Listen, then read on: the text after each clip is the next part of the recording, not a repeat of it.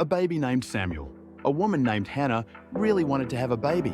She prayed and prayed to God at the tabernacle, God's special tent. One day she cried, "Lord, if you give me a son, I will give him back to you to serve you all his life." God heard her prayer, and soon baby Samuel was born.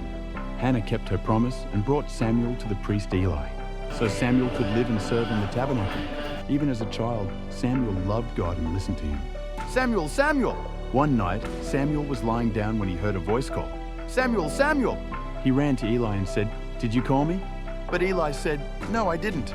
This happened 3 times. Finally, Eli said, "Next time say, 'Speak, Lord, for your servant is listening.'"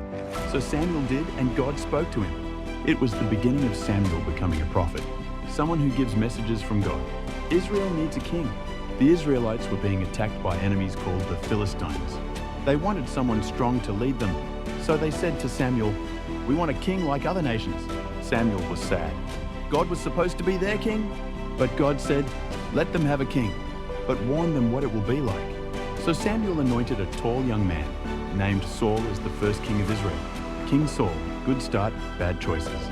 At first, Saul was brave and followed God, but over time, he started doing things his own way.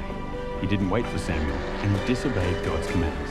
Samuel told Saul, "Because you rejected God's word, God has rejected you as king."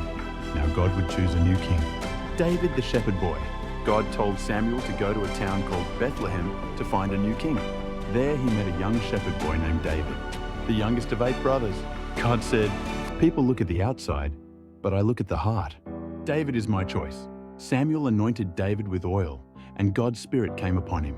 David didn't become king right away, but God had a special plan for him. David and Goliath. The Philistines had a giant warrior named Goliath who scared everyone.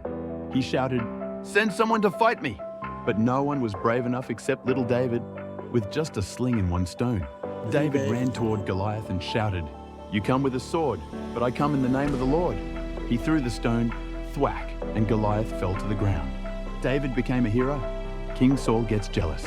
People started singing, "Saul has slain thousands, but David tens of thousands." King Saul became very jealous. He tried to hurt David, but David never fought back. He respected Saul because he was still the king.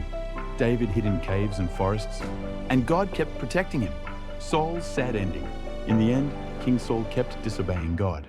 During a battle, he was badly injured and died. It was a sad moment, and David mourned for him. Now it was time for David, the boy who trusted God, to become the new king. But that story continues in 2 Samuel. What 1 Samuel teaches us, God hears our prayers, just like he did with Hannah. God speaks to those who listen, like Samuel. God looks at the heart, not just the outside. Obeying God is more important than looking powerful. Even kids can be brave for God, like David.